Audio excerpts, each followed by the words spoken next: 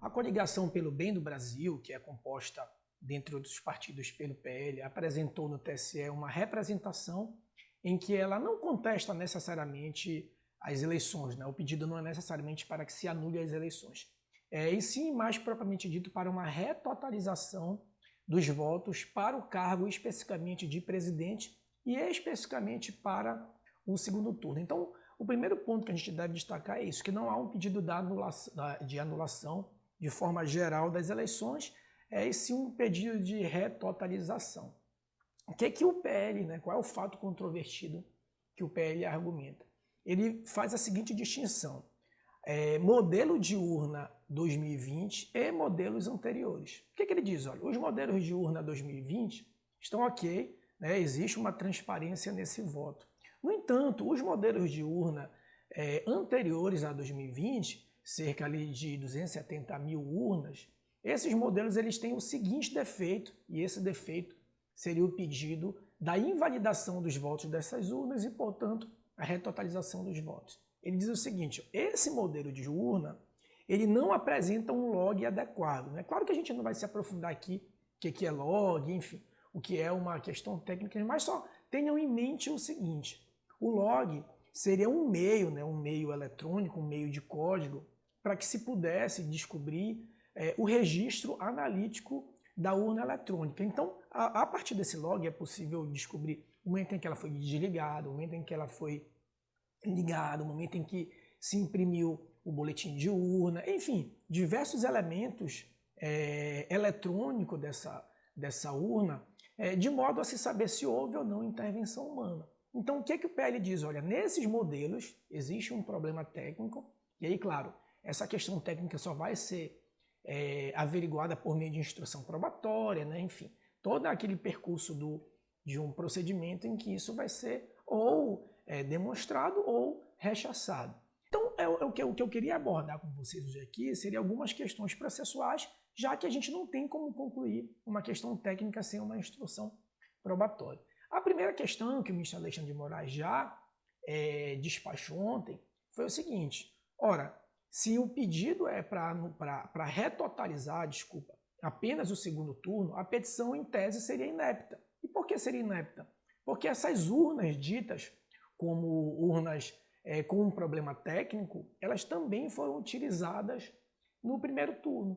Então, o que o ministro Alexandre de Moraes despachou? Ora, inclua no seu pedido também uma retotalização do primeiro turno, já que as urnas foram usadas em ambos turnos. Então, tranquilo, se não for emendada, a consequência inevitável seria a inépcia da inicial, ou seja, uma incoerência de pedido nesse caso específico. Agora, vamos supor que o pedido seja emendado, né, para incluir o primeiro turno. Aí eu listei aqui algumas questões processuais para a gente realmente refletir, né? Eu também ainda não tenho essa resposta, mas eu queria refletir algumas consequências jurídicas desse caminhar, desse processo, em um eventual sucesso, por exemplo, em demonstração de falha técnica. O primeiro ponto que eu destaquei aqui, eu fiz uma listagem desses destaques, né? Já que o pedido é específico para o segundo turno, e nesse pedido o PL diz que as urnas que estão rígidas, né, ou seja, as urnas que estão adequadas, são as urnas de 2020, para essa contagem específica, Bolsonaro teria 51% e, portanto, se sagraria o vencedor das eleições presidenciais. Então vamos lá, eu listei aqui alguns pontos para a gente pensar, né? O primeiro ponto que eu destaquei é o seguinte: primeiro, houve uma preclusão dessa representação, né, desse pedido, no caso, houve uma preclusão ou decadência, enfim. A gente não vai discutir isso aqui especificamente, mas houve uma preclusão dessa nulidade, já que, em tese, o partido foi convocado para dezenas de procedimentos de segurança, de camadas de segurança da urna eletrônica. Então, se ele não arguiu isso em tempo adequado, ocorreu uma preclusão. E aí o outro questionamento que se desdobra disso: como é uma questão de ordem pública, a preclusão não ocorre instantaneamente em momento anterior, mas ela pode ser afastada se demonstrada um acontecimento extraordinário, que é o que prevê lá o artigo 51 da resolução 23673. Só que houve esse evento extraordinário, já que a urna, os modelos inclusive contestados são modelos de 2009, por exemplo. Então essa eu acho que é a primeira questão que provavelmente vai ser enfrentada em um eventual segmento dessa ação. Outra questão que eu pontuei aqui é se em tese seria possível segmentar os resultados. Ora, o que o PL diz? Ele diz o seguinte: as urnas que estão adequadas, que são as urnas de 2020, nessas urnas específicas, que são cerca de 192 mil urnas, nessas urnas o Bolsonaro teria vencido com cerca de 51% dos votos, se a gente invalidar as urnas anteriores a 2020. Então a primeira pergunta é possível segmentar os resultados ou, em caso de sucesso de demonstração de viabilidade de problema técnico na urna, a eleição seria anulada, né? Então esse também é uma outra questão que a gente deve refletir.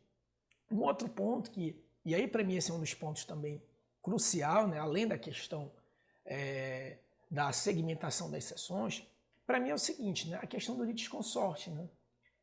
Ou seja, eventuais atingidos por um sucesso dessa demanda, né?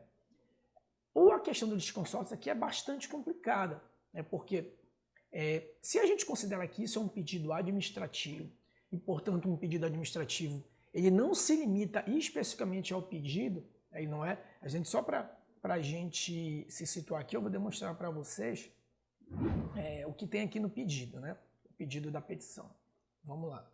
O pedido ele fala especificamente para o segundo turno, né? Então ele fala especificamente para o segundo turno. Só que segundo turno das eleições de 2022. Então ele pede aqui a retotalização, a invalidação dos votos desses modelos aqui, 2009, 2010, 2011, 2013, 2014. E agora vem aquela questão, né, a questão que eu já havia pontuado para vocês. Essa questão que para mim é uma das mais importantes é o seguinte: como é que fica a questão do litisconsorte e as eleições passadas, tendo em vista que é um processo administrativo e a administração não se vincula ao pedido específico, já que é uma questão administrativa. Então ela pode ampliar essa demanda. E aí, em um eventual sucesso, o que nós teríamos? Teríamos uma questão múltipla de litisconsorte, né? Eu fiz as contas aqui, as eleições de 2022 são 1.683 candidatos eleitos. As eleições de 2020, 68.954 candidatos eleitos. E as eleições de 2018, já que os mandatos ainda estão válidos, né, até o início do ano que vem, 1.757 candidatos eleitos, o que totalizaria aqui 72.394 candidatos eleitos com esses modelos de urnas, se a gente considerar que esses modelos também foram utilizados nas eleições passadas e considerando que, como é um pedido administrativo, isso em tese poderia alcançar outras eleições. Então, são essas questões que a gente deve refletir, né? Então, a gente observa que, claro que a gente não tem como prever o que o TSE vai decidir, se vai ocorrer a emenda ou não, mas eu acho que, considerando todos esses elementos, é um procedimento muito complexo, né? Acho, processualmente falando, existem diversas barreiras para ser enfrentada. Então, a gente deve aguardar como é que essa complexidade vai ser avaliada, tá bom? Então, é essa questão que a gente deve pontuar. Outra questão também de procedimento, que a gente tem muita dificuldade aqui, não há um procedimento específico, a gente ainda não consegue imaginar um procedimento específico de invalidação, de retotalização. Tudo é muito difuso, ora está na resolução 23673, que trata do sistema de segurança e a sua fiscalização, ou pode ser até uma representação geral lá do artigo 96 da Lei 9504, né? Então, toda essa gama de complexidade que a gente deve aguardar para saber como é que o TSE vai avaliar essa questão. Se quiser se aprofundar um pouco mais de direito eleitoral, a gente vai deixar aqui na descrição o link, que a gente tem um curso completo de direito eleitoral. curso também de prestação de contas, de propaganda eleitoral. A gente vai deixar aqui o link, se você tiver interesse, é só clicar no link e se inscrever, tá bom? Eu te agradeço pela atenção, peço que curta esse vídeo, compartilhe, se inscreva no canal. A gente toda semana aqui faz um informativo do TSE, faz um resumo em 15 minutos dos principais decisões do TSE na semana, tá bom? Um forte abraço e até a próxima.